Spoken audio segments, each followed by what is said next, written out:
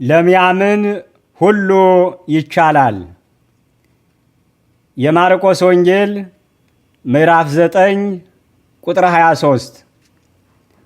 አራተኛና ለጀመርነው ርዕስ የመጨረሻ አድርገን የምንመለከተው የትምህርታችን ክፍል የሃይማኖት ሰዎች ዋጋቸው ምን እንደሆነ መረዳት ይሆናል።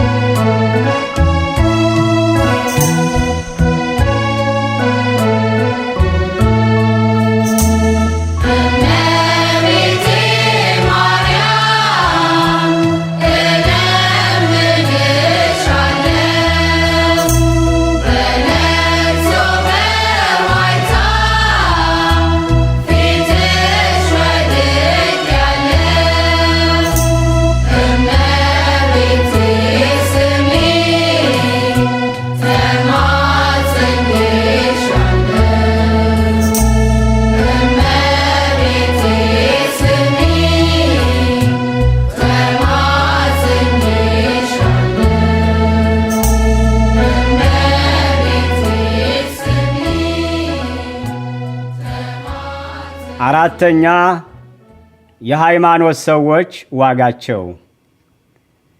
እነሆ እኔ በቶሎ እመጣለሁ፣ ለእያንዳንዱም እንደ ሥራው እከፍል ዘንድ ዋጋዬ ከኔ ጋር አለ። የዮሐንስ ራእይ ምዕራፍ 22 ቁጥር 12።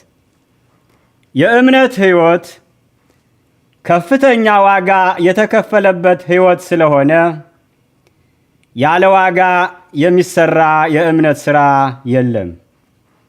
እግዚአብሔር ጨምሮ ከሚከፍለን በስተቀር የሰራንበትን ዋጋ የሚያስቀር አምላክ አይደለም። ታላቁና የመጨረሻ ክፍያ የሚከፈልበት ሥራ የእግዚአብሔር ሥራ እንደሆነ ሊገባን ያስፈልጋል። በዚህ የትምህርት ክፍል ሊነሱና መልሳቸውንም ልንረዳቸው ከሚገባን ጥያቄዎች መካከል የመጀመሪያው የእምነት ዋጋችን ምንድን ነው? ሁለተኛው የእምነት ዋጋችንን እንዴት እናገኛለን የሚሉት ናቸው። የእምነት ዋጋችን ምንድን ነው? ስለማይነገር ስጦታው እግዚአብሔር ይመስገን። ሁለተኛው የቅዱስ ጳውሎስ መልእክት ወደ ቆሮንቶስ ሰዎች ምዕራፍ 9 ቁጥር 15። የእምነት ዋጋ አባታችን እግዚአብሔር ለልጆቹ ያዘጋጀው ስጦታ ነው። ሃይማኖታዊ ዋጋችን የእግዚአብሔር ስጦታ መሆኑ ከገባን የእግዚአብሔር ስጦታ ከሰዎች ስጦታ ጋር ያለውን ልዩነት መረዳት የግድ ይሆናል። በእግዚአብሔርና በሰዎች ስጦታ መካከል ያለውን ልዩነት ከምንረዳባቸው መንገዶች ዋና ዋናዎቹ ሰዎች ብዙ ጊዜ የሚሰጡት ለሰጧቸውና ለወደፊቱም ይሰጡናል ብለው ተስፋ ለሚያደርጉባቸው ሰዎች ስለሆነ የሰዎች ስጦታ በውለታ ላይ የተመሰረተ ስጦታ ይባላል። የዳዊት መዝሙር 117 ቁጥር 5። ነገር ግን የእግዚአብሔር ስጦታ ለሁሉም በነፃ የሚታደል ስጦታ ነው። የእግዚአብሔር ስጦታ ጸጋ ይባላል። ጸጋ የሚለው የግዕዝ ቃል ስጦታ ማለት ሲሆን ይኸውም በነፃ ለሚገኝ የእግዚአብሔር ስጦታ ብቻ የሚያገለግል ቃል ነው። በክርስቲያንነታችን የምንሰራው ሥራ ሁሉ የእግዚአብሔርን የነፃ ስጦታ ለመቀበል ፈቃደኛነታችንን ለመግለጽ ያህል እንጂ ለምንቀበለው ዋጋ ተመጣጣኝ ክፍያ አይደለም። የእግዚአብሔርን ስጦታ በእኛ ዋጋ ለመግዛት አቅማችን አይፈቅድም። ጸጋው በእምነት አድኗችኋልና ይኸውም የእግዚአብሔር ስጦታ ነው እንጂ ከእናንተ አይደለም፣ ማንም እንዳይመካ ከሥራ አይደለም።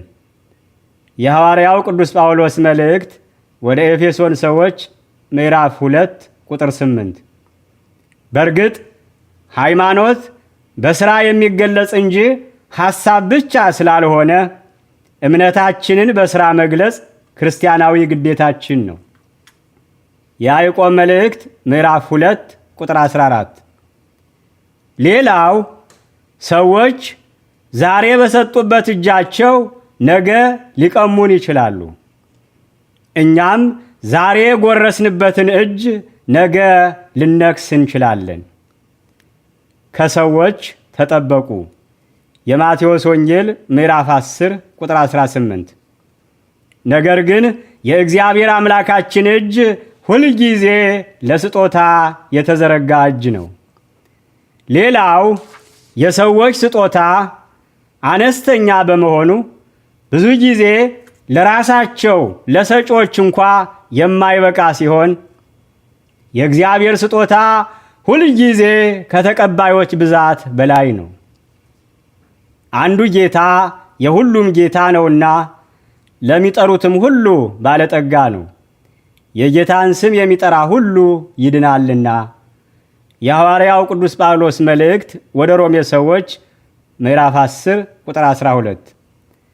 ሌላው ሰዎች ለሰዎች የሚሰጡት ከሕይወታቸው ሁለተኛና ሦስተኛ የሆነ ነገርን ነው።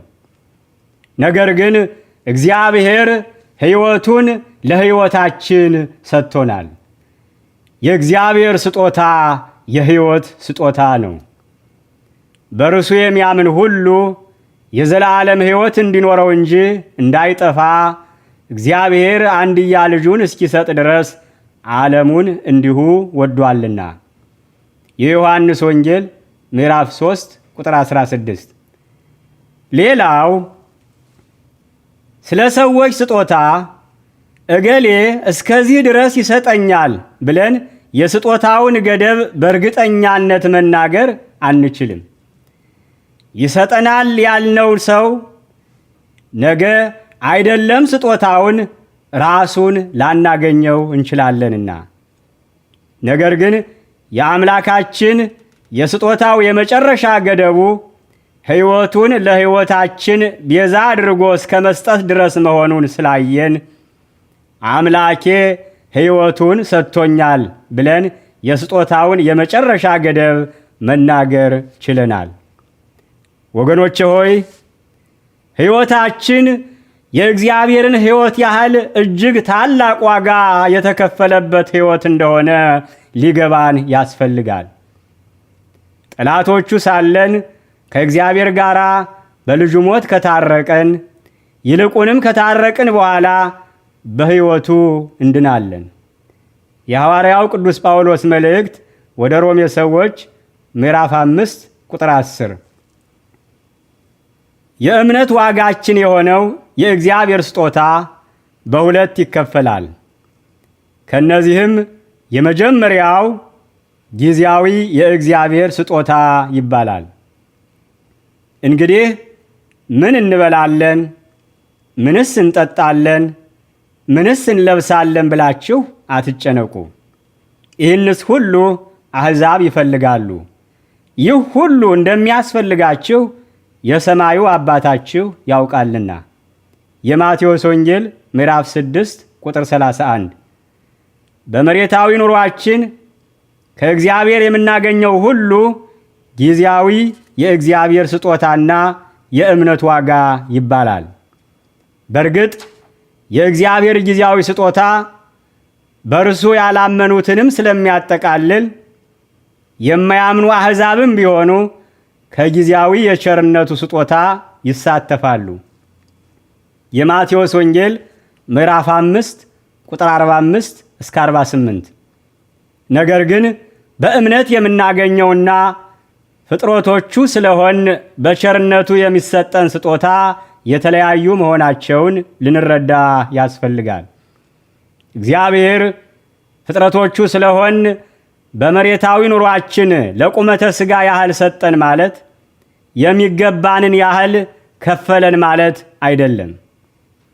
ፍጥረቶቹ ስለሆን የሚሰጠን የቸርነቱ ስጦታ ቢጠቅመንም እንኳ ለመሬታዊና ጊዜያዊ ኑሯችን ሲሆን በእምነት የምናገኘው የአምላካችን ስጦታ ግን ለዘላለማዊ ሕይወታችን መዘጋጃ ነው። ሁለተኛው የእምነት ዋጋችን ዘላለማዊ የእግዚአብሔር ስጦታ ነው። ነገር ግን አስቀድማችሁ የእግዚአብሔርን መንግሥት ጽድቁንም ፈልጉ፣ ይህም ሁሉ ይጨመርላችኋል። የማቴዎስ ወንጌል ምዕራፍ 6 ቁጥር 33። ዘላለማዊ የእምነት ዋጋችን ምንድን ነው? እውነት እውነት እላችኋለሁ ሙታን የእግዚአብሔር ልጅ ድምፅ የሚሰሙበት ሰዓት ይመጣል፣ እርሱም አሁን ነው። የሚሰሙትም በሕይወት ይኖራሉ። የዮሐንስ ወንጌል ምዕራፍ 5 ቁጥር 25። የእግዚአብሔር ሰዎች ዘላለማዊ የእምነት ዋጋቸው ዘላለማዊ ሕይወት ወይንም ለዘላለም በክብር መኖር ነው። ክርስቲያን በጥንተ ተፈጥሮ የአምላኩ የሕይወት እስትንፋስ ያረፈበትና በእግዚአብሔር ልጅ ደም ዘላለማዊ ቤዛነትን ያገኘ ፍጡር ስለሆነ ዘላለማዊ ዜጋ ይባላል። አንደኛ የቅዱስ ጴጥሮስ መልእክት ምዕራፍ 1 ቁጥር 23። ሌላው የእምነት ዋጋችን እንደ ቅዱሳን መላእክት በምስጋና ለምስጋና መኖር ነው። የማቴዎስ ወንጌል ምዕራፍ 22 ቁጥር 30።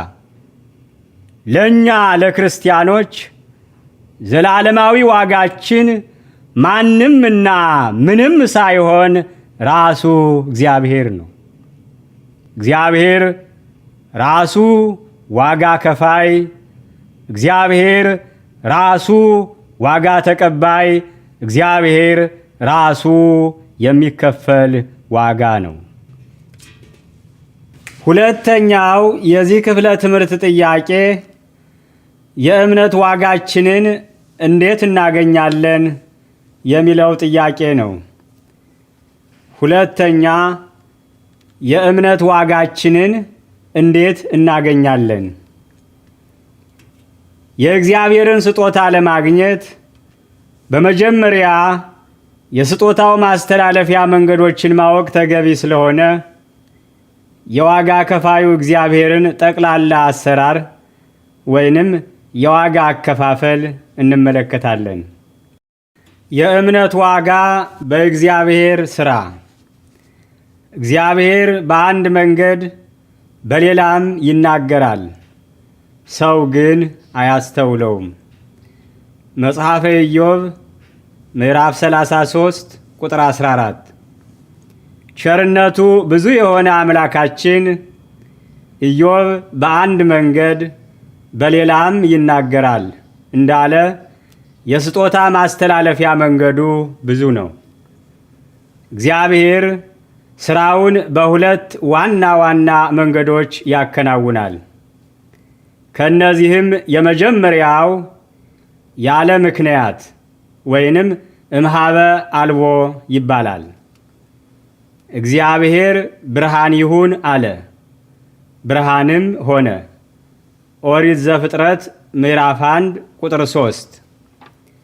እግዚአብሔር በትእዛዙ ብቻ ሁሉን ማድረግ የሚችል አምላክ ስለሆነ ይሁን በማለት ብቻ የፈቀደውን ሁሉ መስራት የሚችልበት አምላካዊ አሰራሩ ያለ ምክንያት ወይንም እምኀበ አልቦ ይባላል። ያለ ምክንያት ወይንም እምኀበ አልቦ ከተፈጸሙ የእግዚአብሔር ሥራዎች መካከል ሰማይና መሬትን በቃሉ ብቻ ፈጥሯል። ኦሪት ዘፍጥረት ምዕራፍ 1 ቁጥር 1። የመቶ አለቃውን ልጅ በቃሉ ብቻ ፈውሷል። የማቴዎስ ወንጌል ምዕራፍ 8 ቁጥር 9።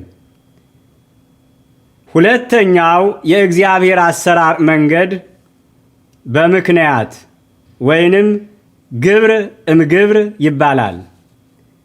እግዚአብሔር በወጀብና በአውሎ ነፋስ ውስጥ መንገድ አለው። ትንቢተ ናሆም ምዕራፍ 1 ቁጥር 3። አምላካችን ፍጥረቱን በፍጥረቱ በኩል ይረዳል። ወደ ፍጡራኑ ለማለፍ ፍጡራኑን መንገድ ያደርጋል። ስጦታውን በፍጡራኑ በኩል ወደ ፍጡራኑ ያስተላልፋል። በምክንያት ወይንም ግብር እምግብር ከተፈጸሙ የእግዚአብሔር ሥራዎች መካከል በሙሴ በትር ባሕርን ከፍሏል፣ ውሃን ከድንጋይ አመንጭቷል።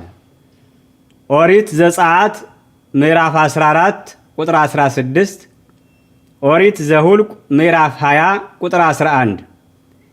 በጭቃና በሰሊሆም ውሃ ዓይኑ ለተጋረደበት ሰው ብርሃንን ሰጥቷል። የዮሐንስ ወንጌል ምዕራፍ 9 ቁጥር 1 እስከ 7። በቅዱስ ጳውሎስ ጨርቅ በሽተኞቹን ፈውሷል። የሐዋርያት ሥራ ምዕራፍ 19 ቁጥር 12።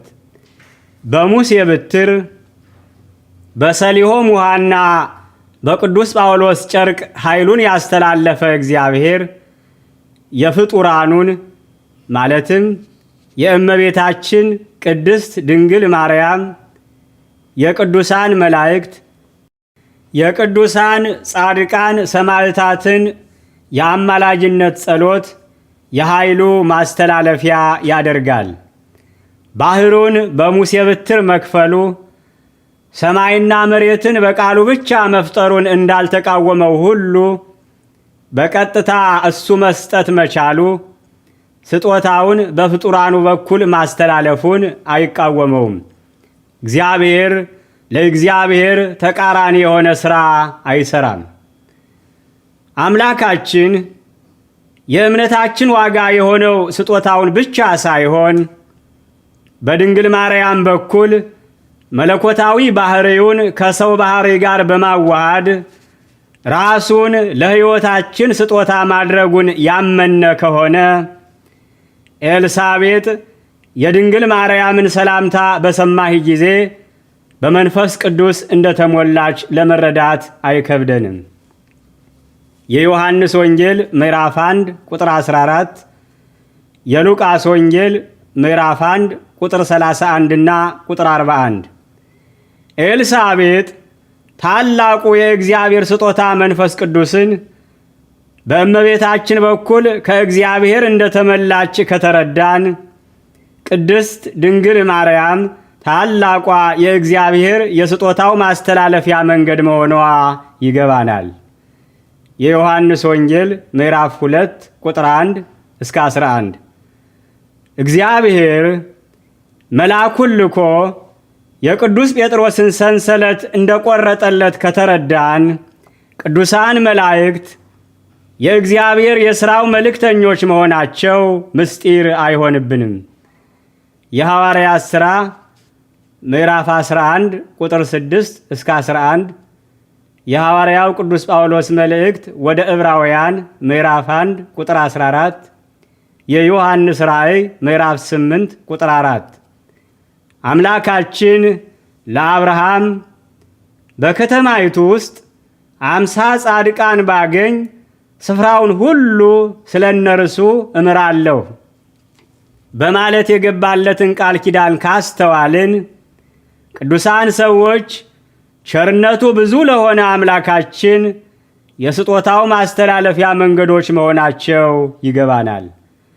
ኦሪት ዘፍጥረት ምዕራፍ 18 ቁጥር 26። በሲኦል በስቃይ የነበረው ሰው አባት ሆይ ወደ አባቴ ቤት እንድትሰደው እለምንሃለሁ፣ 5 ወንድሞች አሉኝና እነርሱ ደግሞ ወደዚህ ስቃይ ስፍራ እንዳይመጡ ይመስክርላቸው በማለት በሕይወተ ሥጋ ለነበሩ ወንድሞቹ መለመኑን ከተረዳን፣ ከሞተ ሥጋ በኋላ በዓለመ ነፍስ በገነት በክብር የሚኖሩ ቅዱሳን ሰዎች በሕይወተ ሥጋ ለምንኖር ወገኖቻቸው እንደሚጸልዩልን እርግጠኞች እንሆናለን። የሉቃስ ወንጌል ምዕራፍ 16 ቁጥር 27፣ የዮሐንስ ራእይ ምዕራፍ 6 ቁጥር 10 እስከ 11። እግዚአብሔር የስሙ መዝገብ በሆነው ታቦት የሰይጣን ማደሪያ የሆነው ጣዖቱን መስበሩንና የአሕዛብን ሕንፃ ማፍረሱን የተረዳ አእምሮ ካለን የስሙ ሰሌዳ የሆነው ታቦት የኃይሉ ማስተላለፊያ መንገድ መሆኑን ለመረዳት አንቸገርም። አንደኛ መጽሐፈ ሳሙኤል ምዕራፍ 5 ቁጥር 4፣ መጽሐፈ ኢያሱ ምዕራፍ 6 ቁጥር 4። ሁሉን ቻይ አምላካችን ከክፉ ሰይጣናዊ ሥራ በስተቀር ሁሉንም መንገድ ማድረግ ይችላል። ሁለተኛ፣ ክርስቲያናዊ ዋጋ በእግዚአብሔር ጊዜ። እንግዲህ በጊዜው ከፍ እንዲያደርጋችሁ ከኃይለኛው ከእግዚአብሔር እጅ በታች ራሳችሁን አዋርዱ። አንደኛ የቅዱስ ጴጥሮስ መልእክት ምዕራፍ 5 ቁጥር 6። በሁለተኛው የትምህርታችን ምዕራፍ ስለ ትዕግስት በተማርንበት ክፍለ ትምህርት እንደተመለከትነው ለሁሉም ነገር የእግዚአብሔርን ጊዜ መጠበቅ ይገባናል። የእምነት ዋጋችንንም የምንቀበለው በሱ ጊዜ ብቻ ነው። አብርሃምና ዘካርያስ ጊዜያችን አልፏል ብለው ተስፋ ከቆረጡ በኋላ የልጅ አባቶች እንዲሆኑ ያደረገ አምላካችን የእኛ ጊዜ ይለፍ እንጂ ምን ጊዜም የእሱ ጊዜ ስለማያልፍ በጊዜው የፈለግነውን ይሰጠናል። ኦሪት ዘፍጥረት ምዕራፍ 21 ቁጥር 2፣ የሉቃስ ወንጌል ምዕራፍ 1 ቁጥር 24። ዳዊት ቤተ መቅደሱን ለመስራት ቢፈልግም መቅደሱ በዳዊትና በጊዜው እንዲሰራ የእግዚአብሔር ፈቃድ አልነበረም። እግዚአብሔር ስራውን የሚሰራበትን ጊዜ ብቻ ሳይሆን የሚሰራለትን ሰውም ቢሆን ራሱ ይመርጣል።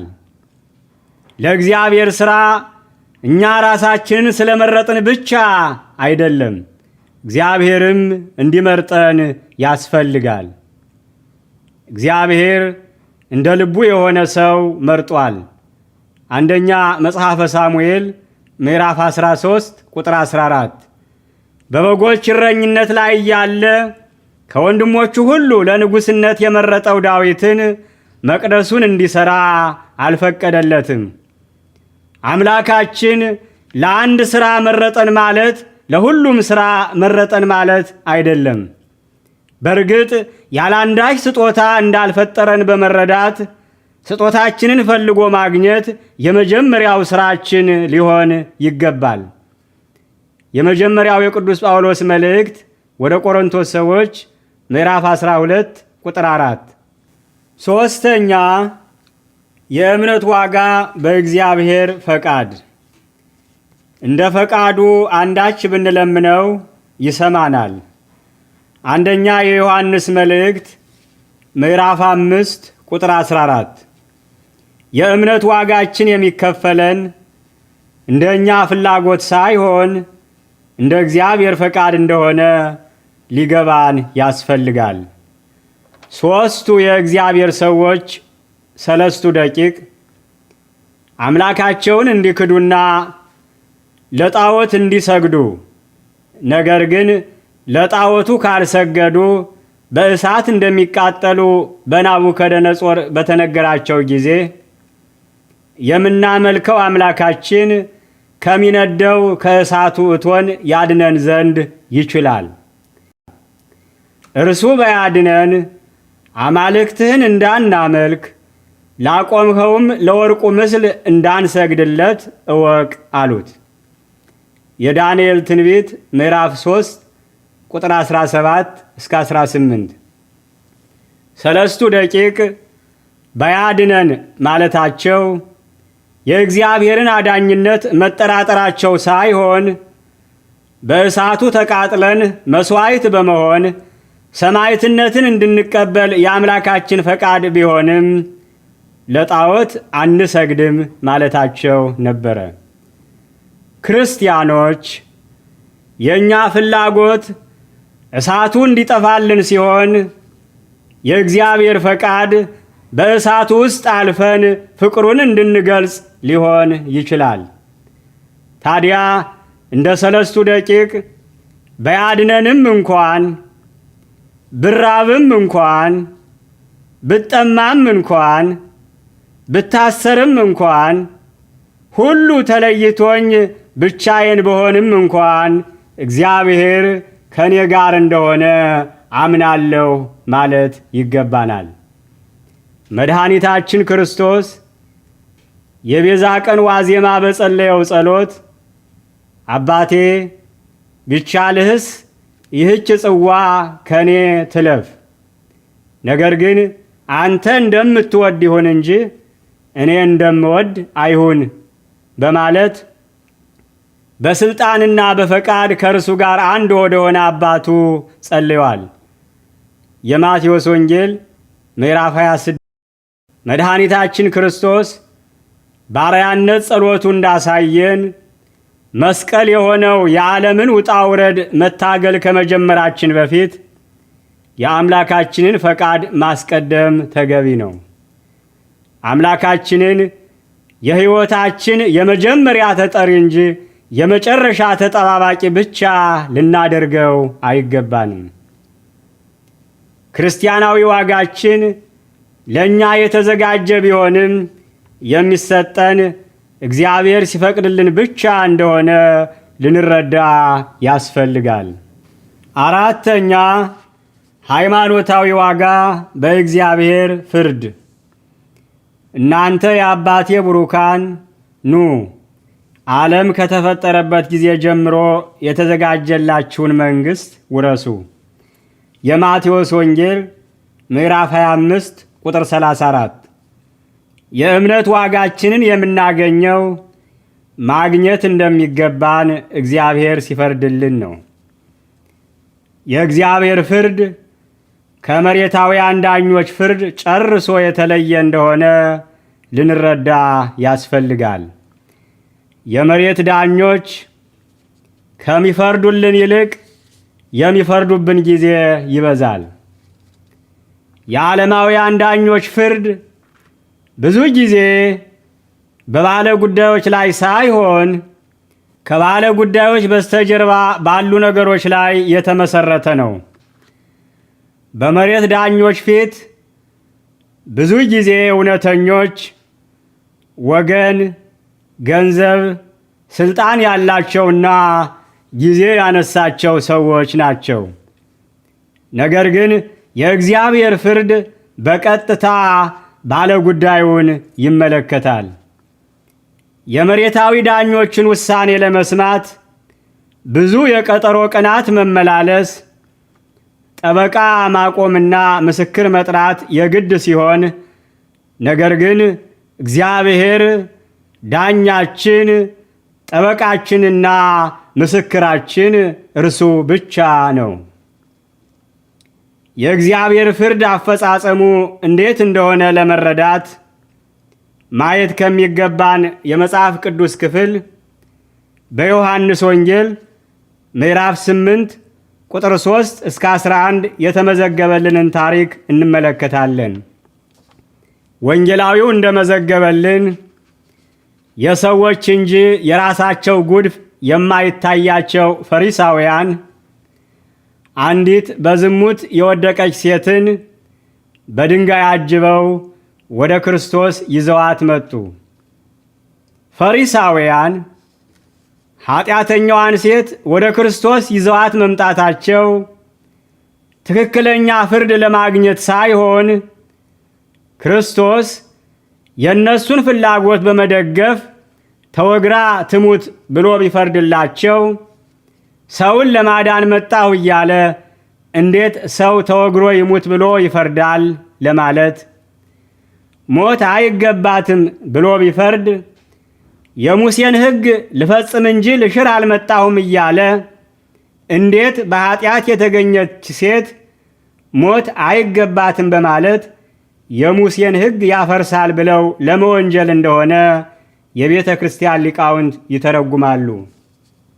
ነገር ግን እግዚአብሔር ጥያቄ ስናቀርብለት ጥያቄው የሚመለከተው እኛንም ይሁን ሌላውን በመጀመሪያ የሚያየው ጥያቄውን ያቀረበውን ሰው ሕይወት ነው።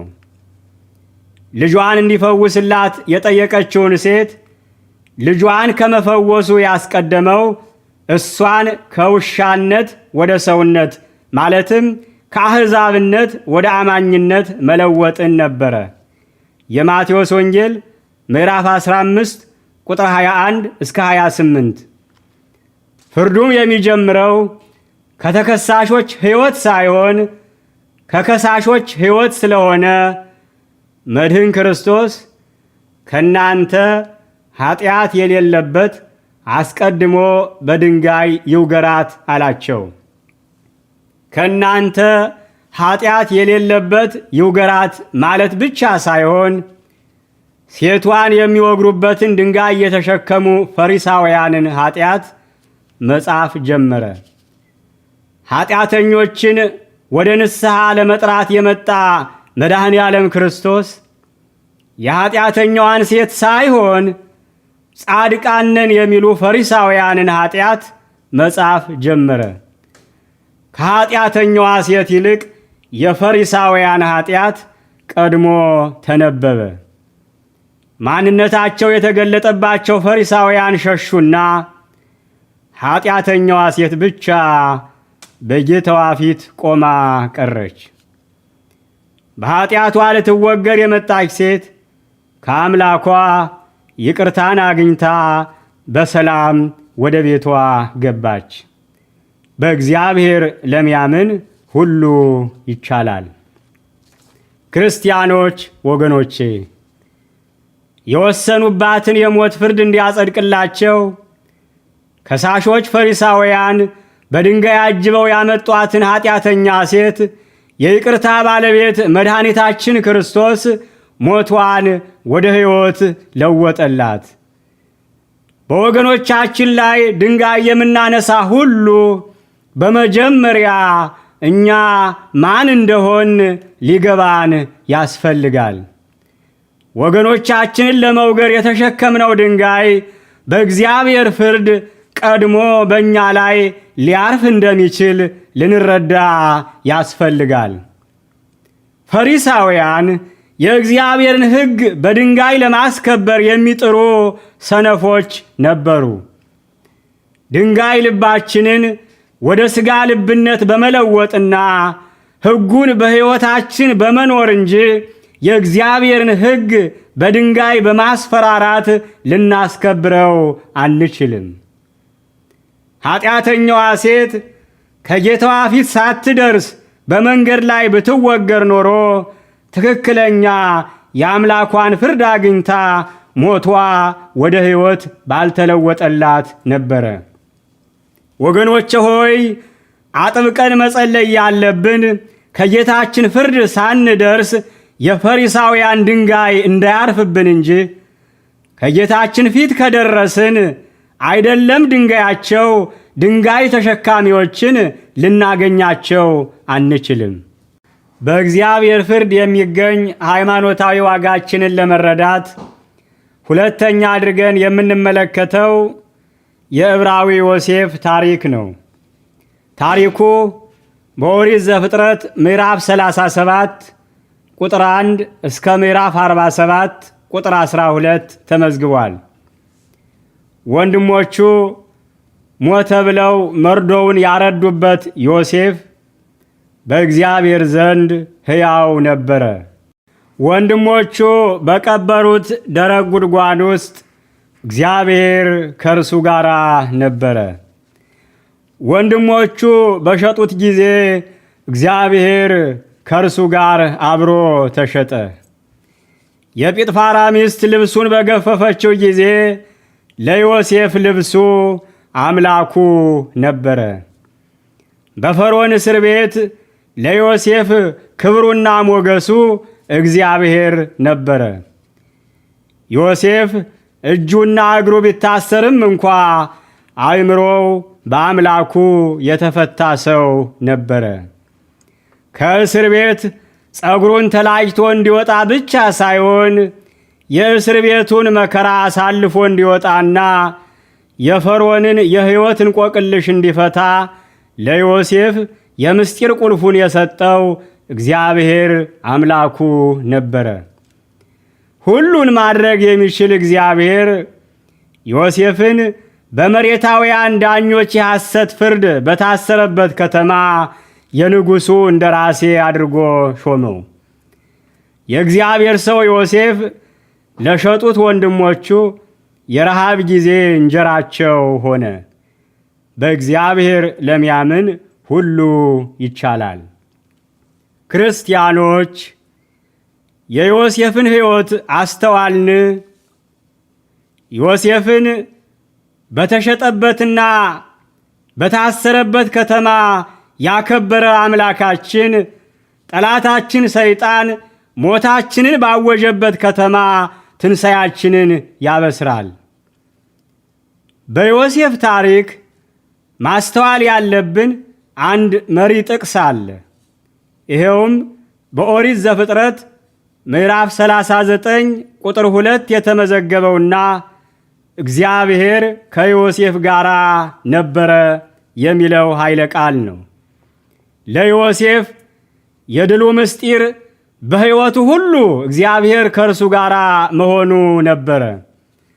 ክርስቲያኖች እግዚአብሔር ከዮሴፍ ጋር ብቻ ሳይሆን ዮሴፍም ከእግዚአብሔር ጋር ነበረ።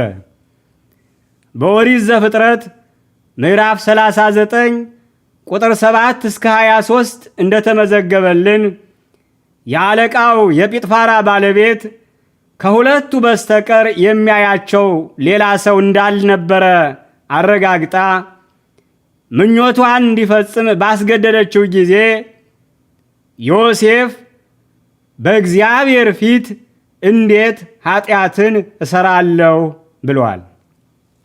ዮሴፍ ኃጢአት ብሰራ ሰው ባያየኝ እግዚአብሔር ያየኛል ብሎ የሚያምን ጊዜያዊና ተራ ሰብአዊ ስሜት ያላሸነፈው የተቀደሰ ወጣት ነበረ።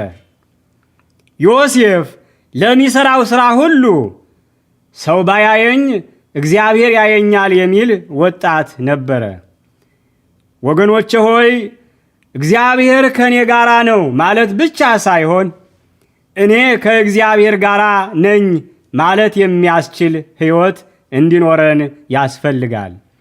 እግዚአብሔር ወደ ዝሙት የሚሮጥ ሳይሆን እንደ ዮሴፍ ከዝሙት የሚሸሽ ወጣት ይፈልጋል። ዮሴፍ ልብሱን ጥሎ እንደሸሸ ለዝሙት ምክንያት የሚሆኑ ነገሮችን ሁሉ ጥሎ መሸሽ ተገቢ ነው። ዮሴፍ በወንድሞቹ ፍርድ ተሸጠ።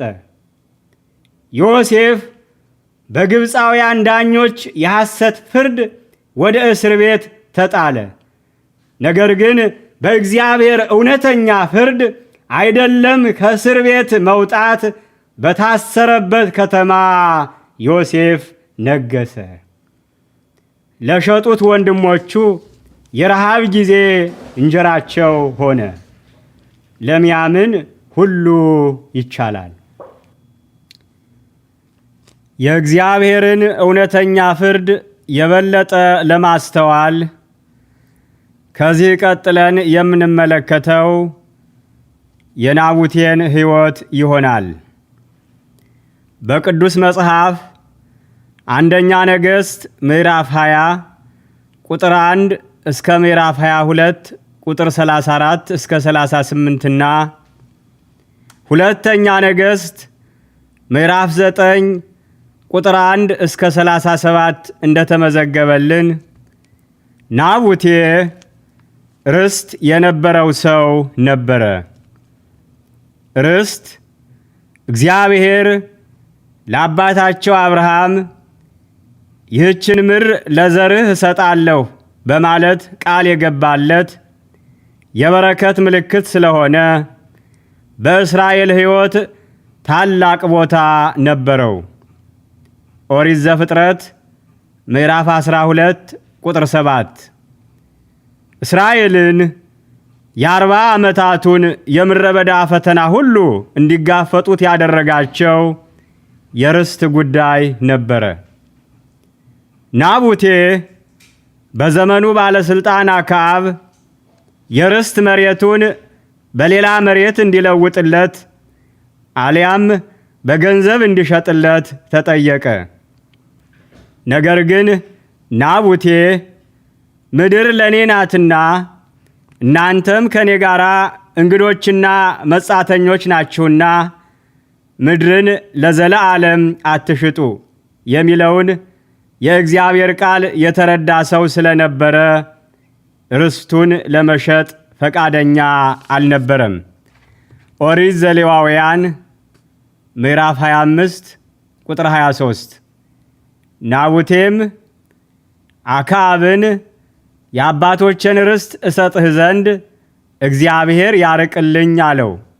አንደኛ ነገሥት ምዕራፍ 20 ቁጥር 3 አክዓብ የናቡቴን እምቢተኛነት ለባለቤቱ ኤልዛቤል ነገራትና በወቅቱ ሰይጣን በመሳሪያነት ይጠቀምባት የነበረችው ኤልዛቤል ናቡቴ ንጉሡንና እግዚአብሔርን እንደሰደበ እንዲመሰከርበትና ተፈርዶበት ከሞተ በኋላ ርስቱን መውሰድ እንደሚችል ለባለቤቷ አክዓብ መከረችው።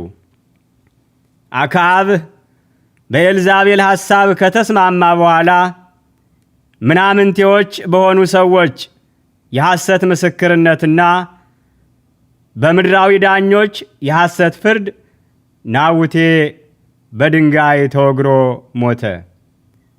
ነገር ግን የግፉአኑ አባት እግዚአብሔር የናቡቴን ደም በከንቱ ያፈሰሰችዋ ኤልዛቤልን ጊዜው ሲደርስ የውሾች ቀለብ አደረጋት።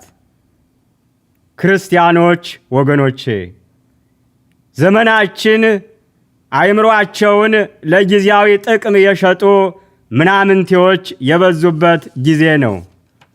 እንግዲህ እንደ ጥበበኞች እንጂ ጥበብ እንደሌላቸው ሳይሆን እንዴት እንድትመላለሱ በጥንቃቄ ተጠበቁ። ቀኖች ክፉዎች ናቸውና ዘመኑን ዋጁ። የሐዋርያው ቅዱስ ጳውሎስ መልእክት ወደ ኤፌሶን ሰዎች ምዕራፍ 5 ቁጥር 17። ጊዜው ምናምንቴዎች ድንጋይ እየወረወሩብን ያሉበት ክፍለ ዘመን ነው። ናቡቴ ለርስቱ ሞተ።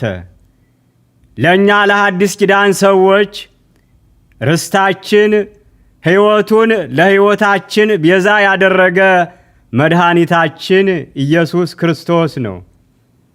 ጊዜ ያነሳቸውና አክዓብ በእኛና በሥጋዊ ሕይወታችን መካከል የመግባትና ሕይወታችንን የማቋረጥ መብት ቢኖራቸውም እንኳ በእኛና በእግዚአብሔር በእኛና በሃይማኖታችን መካከል ለመግባት መብት የላቸውም።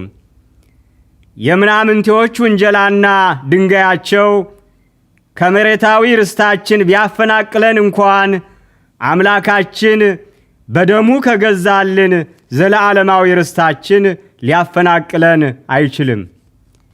የሐዲስ ኪዳን ርስታችን በአብርሃም ቃል ኪዳን ብቻ ሳይሆን በእግዚአብሔር ልጅ የሕይወት ቤዛነት የተገኘ ስለሆነ ጊዜ ባነሳቸው ባለሥልጣኖች የሚነጠቅ ርስት አይደለም እና አክዓብ በሐሰት ፍርድ ናቡቴን አስገደሉ። ነገር ግን በእግዚአብሔር እውነተኛ ፍርድ ደም አፍሳሿ ኤልዛቤል የውርደት ሞት መሞቷ ብቻ ሳይሆን የመቃብር ቦታ እንኳን አላገኘችም። ናቡቴን ያስገደለችበት መሬት ለመቃብር እንኳ አልሆናትም። መቃብሯ የውሾች አካል ሆነ። ወገኖቼ ሆይ የተገፋንበት ንብረታችን ለገፉን ሰዎች አይደለም ሊጠቅማቸው መቀበሪያ እንኳ አይሆናቸውም። የናቡቴን ደም ያፈሰሰ ሰይጣንን የውሻ ራት ያደረገ አምላካችን ሕይወታችን ሕይወቱ ስለሆነ ቁስላችን ይሰማዋል። ደሙን ያፈሰሰልን መድኃኔ ዓለም ክርስቶስ ደማችን የትም ፈሶ እንዲቀር ፈቃዱ አይደለም። በእግዚአብሔር ለሚያምን ሁሉ ይቻላል። የእግዚአብሔር ልጆች ወገኖቼ፣ ለእውነተኛው የእግዚአብሔር ፍርድ ሳይደርሱ በክፉዎች ድንጋይ በመንገድ ላይ ሕይወታቸው የተቋረጠባቸው ወገኖቻችን ብዙዎች ናቸው።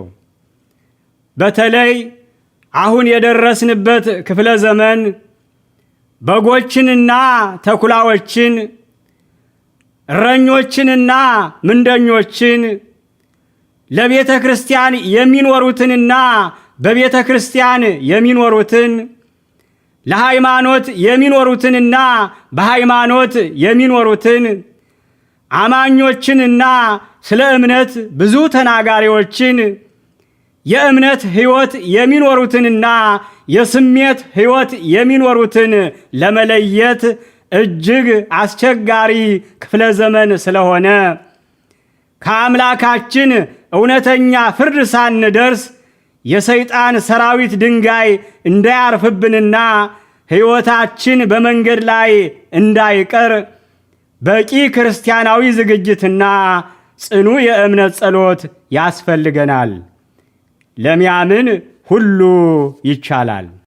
ክርስቲያኖች ወገኖቼ፣ በዚህ አጭር የወንጌል ትምህርት የእምነት ሕይወት ምንጊዜም የማይከስር ሕይወት እንደሆነ፣ የሚያጠግበን በሰዎች እጅ የተቆረሰ እንጀራ ሳይሆን በመስቀላችን ላይ በተዘረጋ የአምላካችን እጅ የተቆረሰ የሕይወት እንጀራችን እንደሆነ፣ ሰዎች የዘጉብን የሕይወት በር በሃይማኖታችን እንደሚከፈትልን፣ የምናምነው አምላካችን ሰይጣን የሚወረውርብንን ጦር እንደሚሰብርልን፣ ጦሩን ብቻም ሳይሆን የወርዋሪው ሰይጣንን ክንድ በመስቀሉ እንደሰበረልን፣ ከቁስላችን በስተጀርባ ሁሉ የጠላታችን ሰይጣን እጅ እንዳለ ብናውቅም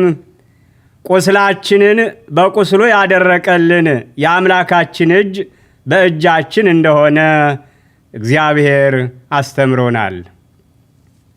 ኩሉ ይትከሃል ለዘየአምን፣ በእግዚአብሔር ለሚያምን ሁሉ ይቻላል። ጌታችን ያስተማረው ቅዱስ ማርቆስ የጻፈው ወንጌል ምዕራፍ 9 ቁጥር 23። ወስብሐት ለእግዚአብሔር። ላስተማረን እግዚአብሔር አምላካችን ክብርና ምስጋና ይግባው። አሜን። ሁሌም ማለዳና አዲስ ነው እግዚአብሔር፣ የሚሳነውም የለም ምንም ነገር። እጹብና ድንቅ ተአምር የሚሠራ ቅዱስ እግዚአብሔር ሆነ ከእኛ ጋራ።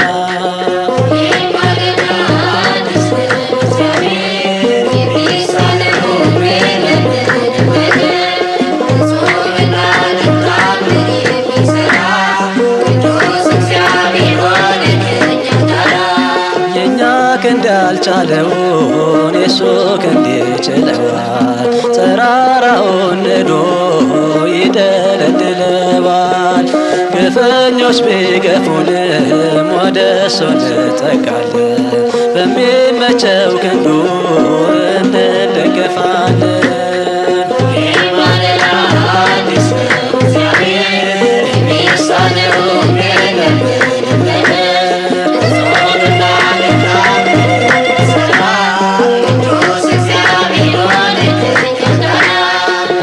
እንቅልፍ የለውም ሕዝቡን ሲጠብቅ፣ ልብን ኩላሊትን ሚስጥርን የሚያውቅ የብርሃን ድንኳን በሰማያት ተክሎ ሲጠራን ይኖራል ወደ እኔ ብሎ።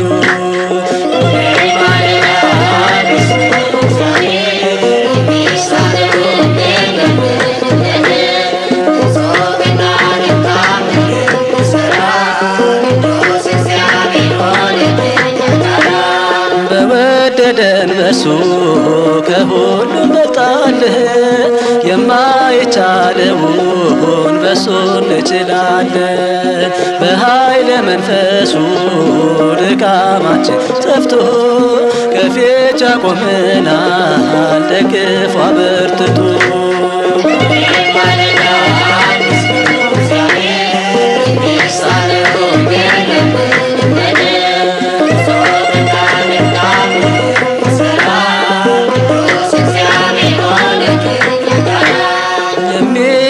የሚገዳደሩን ሲሆኑ ቢነሱ እንደ ጉንበነኑ ስንጮህ ወደሱ። ለካስ ሁሉም ያልፋል እግዚአብሔር ሲነሳ፣ መጽናናት ይሰጣል ሐዘን የሚያስረሳ።